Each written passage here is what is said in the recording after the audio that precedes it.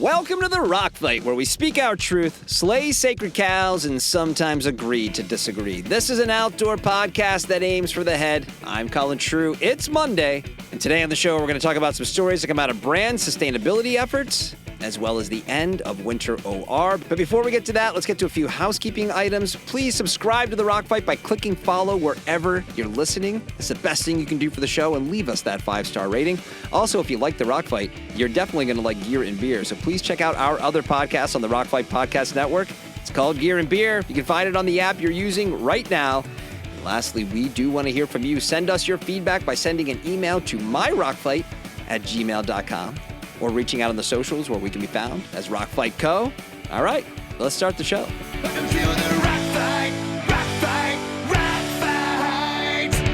All right, we got a little bit of a shorter episode for you today. This week is going to be packed. We got a lot of pods, a lot of content headed your way, but still some interesting things to talk about today. And for today's open, I actually just want to comment on a couple of sustainability-related stories I saw this past week. The first was from ski apparel brand Flylow, who announced their secondhand shop this week.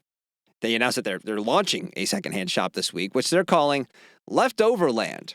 Now, longtime Rock Fight listeners will probably recall my opinion on the creation of brand-specific secondhand shops, but for anyone new, like you could probably guess, I'm not really a fan. I think brand-specific secondhand shops, and all due respect to the employees at these brands and the agencies involved who spend time developing, launching, maintaining these websites, but brand-specific secondhand shops are an incredibly ineffective way to basically check a box.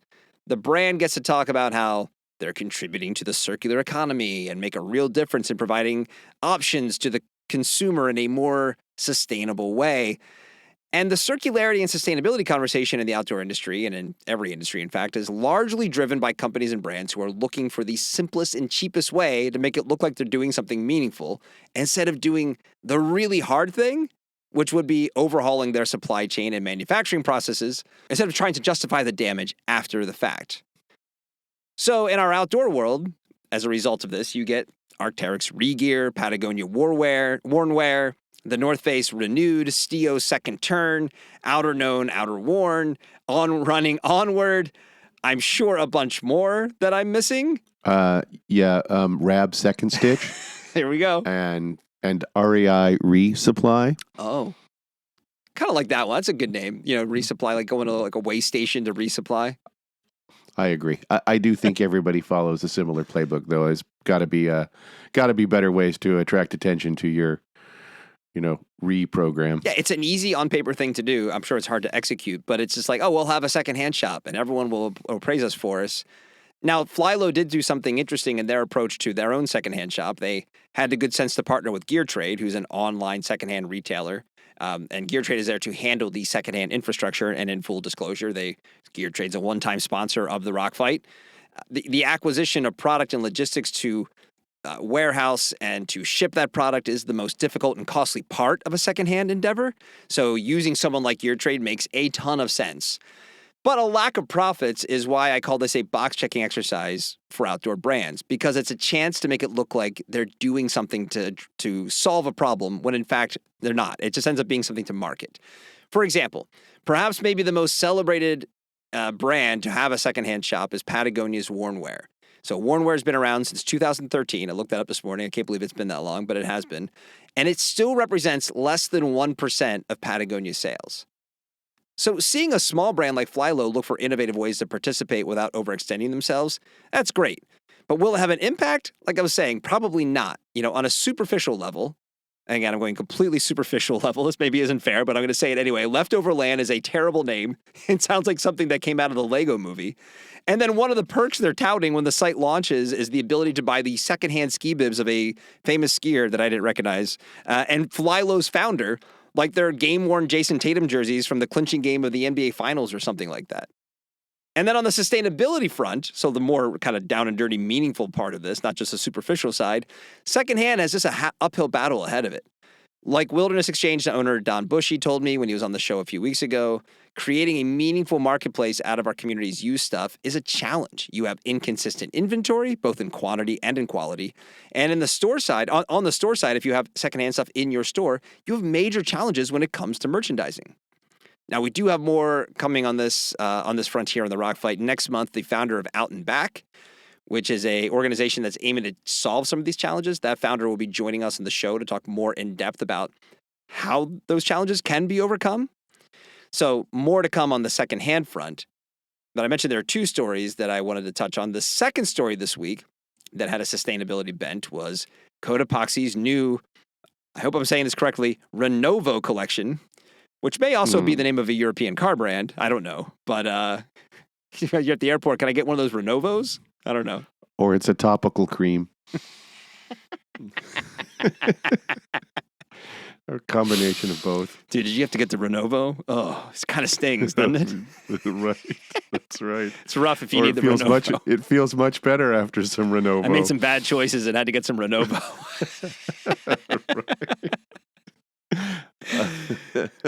So it's a collection of garments made from 100% upcycled, I mean, in quotes here, upcycled pre-loved Code Epoxy products. And it's also vying with Flylow Leftover Land for title of worst name of the bunch. I mean, like we gave a lot of credit to the names, right? Resupply, that was a good one. Renovo and Leftover Land, not good. Right. No, and look, they're still leaving a whole lot on the table, Colin. To be fair, naming could really be a great entryway for people to discover what you're doing and want to participate. I think we're really not trying very hard by just kind of sticking with this kind of re-theme. I've got some ideas, though, for other brands that could possibly name themselves. You got a list? Sure. I mean, I'm going to go with the OG outdoor brands. I think first up is Royal Robins. Right? Classic outdoor brand. I think if we put a little fun in this, we could have Royals Remix Dance Party. I mean, who doesn't want to go to a dance party? What are you doing this weekend? Oh, man, I'm shopping at Royals Remix Dance Party. Dude, I want to go. I want to go. Right? I want to buy something from that place. Right? I think, you could also, really play to the origin of the brand. Osprey, they could be the Hatch and Patch. Right? Okay. That just sounds like something I want to go do. Your little right? egg, I'm going to hatch and cracked patch. egg as a logo.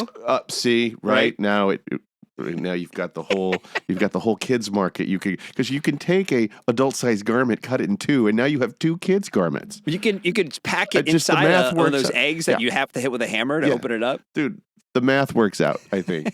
And then finally for Marmot, again, another OG brand, want to get them into the space. I think they should go back on their roots as really a forward generational thinking kind of brand, and we could have the Marmot Reloaded. I think there's a really neo content. We can get the Wachowskis to direct any videos we want to make for Marmot Reloaded. Yes, little Marmots doing the neo backbend thing. Dude, okay, it writes itself. It really frankly, does. I mean, it worked for Kia Souls, right? So they had the didn't they have the squirrels? Was that what it was? Kia? It was Kia, right? Yeah. I think so, right? Oh, the hamsters. Yeah. That's right. They had the hamsters, right? Yeah. I think a neo Marmot taking on the Matrix would be fantastic. I know we're talking about reusing and sustainability and stuff, but I would absolutely buy a Marmot Reloaded T-shirt and happily wear that around and just sleep well at night knowing I damaged the world to make that T-shirt. I don't care. I want a Marmot Reloaded T-shirt. I believe we'll get on that. So anyway, sorry to interrupt your I think that's discussion. You're doing a valuable service there, Producer Dave. I just couldn't hold back, and I want to produce Royals Remix Dance Party. I can tell. Look, and I don't mean to be mean-spirited, because we're not here to really criticize too much Code Epoxy or Flylow, but any of those names would have been better. And if you really have questions about why we're being so picky about it, we did an episode about the brand asshole probably, I don't know, 6-7 months ago. Go back in the back catalogs. You can hear why that's an important service that is not being fulfilled in the outdoor space. Colin, you should please repost the job description. Yes. For that role. Yeah, we'll put it in next week's newsletter too. That's right. We want to be helpful. But so the whole thing with the Renovo line, right, is it's making something new out of something old, right? And that is right there in the brand sustainability playbook as this enticing way to have consumers feel good about their purchase. In their press release about Renovo, Code Epoxy said, the collection highlights the brand's commitment to sustainability, and I'm quoting here, by deepening the circularity story by creating products from upcycled Code Epoxy garments. And look, similarly to Flylow, there are commendable actions here, right? I'm not just trying to throw rocks needlessly or say that there aren't good intentions, because there are, even if I don't really think that there's going to have as much of an impact as these brands think they're going to have. Is it better to, is it objectively better to reuse stuff than to just throw it away? Of course. But when you weigh that against the amount of stuff that is made and discarded in both the outdoor space and the fashion industry in general, this doesn't amount to much. Like I said, these types of efforts are at best stopgaps. They're not solutions. It's a way for brands to sell an environmental story to consumers so the consumers feel good buying a new jacket. And the only way this gets better is if brands either start investing in better practices in the manufacturing and distribution process, which means lower profits while those practices are being established, or if regulations are put into place to make them do it. That's kind of it. And lastly, I will throw one special rock at the way the word circularity has somehow in the last, I feel like 6 months, moved into the way the garments are being marketed. So circularity, by its definition, is meant to reduce or eliminate waste. The act of making something from an existing thing is not circularity, unless that thing will eventually stay out of a landfill. So to say you're deepening your circularity story is false, but you're making something new is objectively better than just chucking it. So, but it's not circularity. So, and that's not on just code epoxy. I see everybody just throwing that word around now. It's like, it's circular. It's like, well, no, unless you can tell me that it's not going to end up in a landfill, it is not circular. So that was just my one last throw there. But Dave, any thoughts more broadly beyond the list of brand names for other Beyond the poor naming choices of our outdoor brethren? Yeah. See, this is just where we keep picking around the edges of this issue. Mm-hmm. And this week it's circularity, and next week it's reclaim, and next week it's, what are we putting in our stuff? This is a whole industry problem and solution. Anything that does not encompass what I would say the three kind of tiers of manufacturer, brand, and consumer isn't really going to move this forward in a meaningful way. Everybody knows the issues, but no one can actually take the step to do something. Like on one end, you have the manufacturers. They're the ones that actually have to figure out the problem. They have to invent the process. That's the industrial side of this that has to be figured out. On the other end, you have the consumer behavior issue. We have to consume less. We have to be willing to make conscious choices in a meaningful way to drive this system. And in the middle, you have the brands, right? They have the relationship with the consumer and the ability to create behavior change.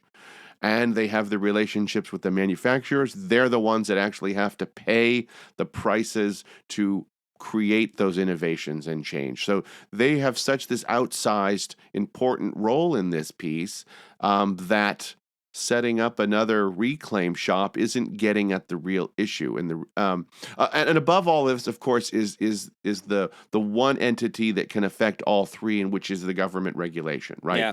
That's the one that can kind of compel everybody. However, if history is a guide, government runs 40 to 50 years behind the problem. I mean, in our case, we have a main political party that celebrates the idea there is no problem. Right. And so this notion that they're going to be able to create this top-down pressure on it isn't realistic either. I mean, it's starting to move. But again, we're talking 40 to 50 years after the fact here. And so now we wonder why we're in a state of crisis. Yeah. But to be clear, there is, and in all of this, there is no meaningful scenario that doesn't take all of those entities changing appreciably their business models to a place where we see increased cost of goods and a decreased demand of consumption.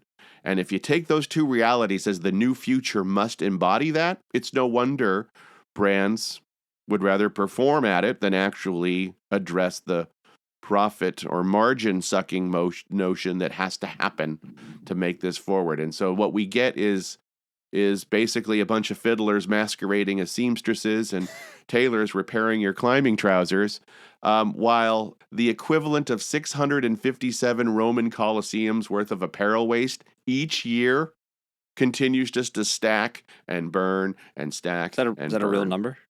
That is a real number. Is that fashion in general, or is that outdoor? That's everybody. You know, It's it's a all much the bigger same. number, Yeah. right? Based on the idea that, 92 million tons of textile waste a year. The Coliseum can hold about 1.4 million cubic meters of volume. All right, Captain Carry the Algebra. one, Like, divide by two. Right, there you go. But point being Yeah. that this is a holistic problem. We talk about it so much in these little kind of Yep. silos. It's another It outdoor gets silo away from topic, right? I mean, how many of these are another we going to outdoor have? silo topic. Yeah. So without addressing that, we're not getting at it. And there's obviously you can go deep on all three of those kind of points: manufacturer, brand, and consumer behavior of what needs to be done. But until we're looking at it meaningfully with the idea that the business model is going to change, it's not going to change. Yeah, I don't know how. I'd love to be in some of these conversations when they're being hatched, at these brands, because I get how it makes sense to say, oh, we should have a secondhand shop, and consumers can send us back their stuff, and we'll sell it on our store. But it doesn't take that much thought to really kind of think of the problems that go with like the secondhand model. It's like, okay, well, great, you get. How much stuff are you going to get back? What are the ranges? What is wrong with it? Now you have to have staff evaluating it, being are there stains? Are there imperfections? Is there damage? I mean, all of these little logistical things compared against how many are you actually going to sell on the Fly Low site. Now that's being handled by Gear Trade, so there's a little bit more infrastructure there for that. But all the other brands that you mentioned, that I mentioned that do have a store, and frankly, the ones you mentioned, you made up store names, maybe they have a store too, or if they don't, they're probably working on one, right? And it just doesn't add up.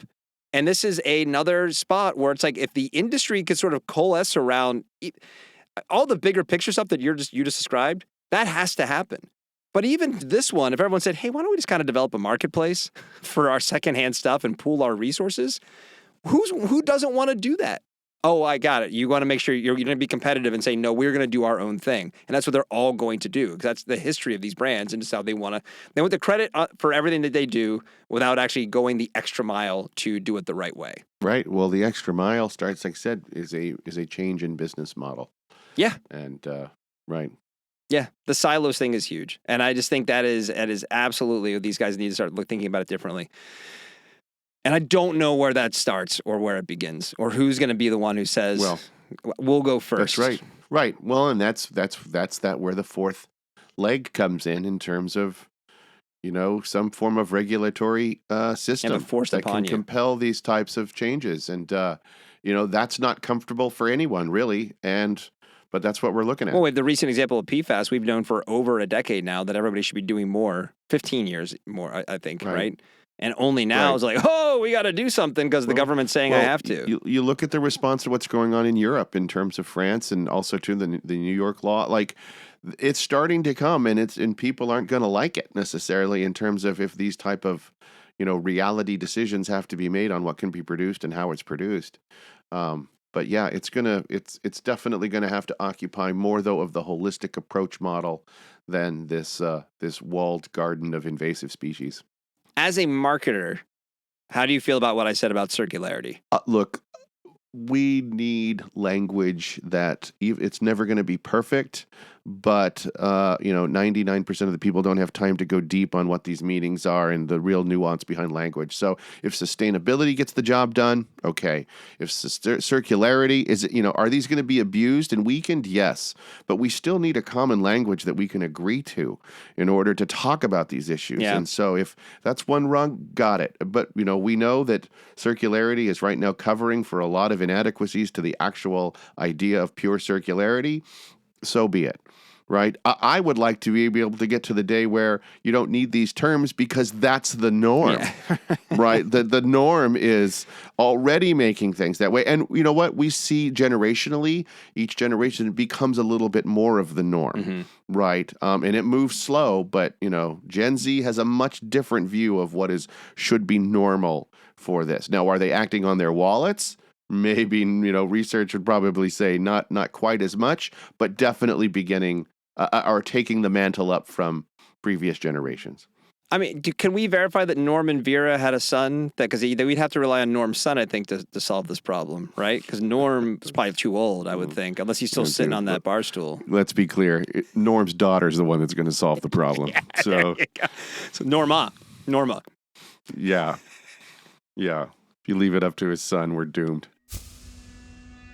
All right, man. Well, that means it's time. Time for our weekly segment to make sure you are getting more out of the outdoors. It's time for More with Thermore. So in the open today, we obviously talked a lot about sustainability, and one thing an apparel brand can do to improve its sustainability is leverage the prowess of ingredient brands for the components inside their garments. Ingredient brands put a name on the line to back up claims of performance and quality. So if you're an apparel designer at an outdoor apparel brand, you need to be working with the original Italian ingredient brand, Thermore. Founded in 1972, Thermore has an option for any type of insulation a garment needs. You will love the flexibility their lineup of products will afford whatever it is you're trying to create. For consumers, you know you want the best inside whatever it is that you're wearing. So that means you're looking for Thermore. You can find Thermore on the inside of brands like Carbon, Stio, On Running, Cool, and 66 North. Because whether it's making amazing new garments or staying warm and safe out on the trail, you can do more with Thermore.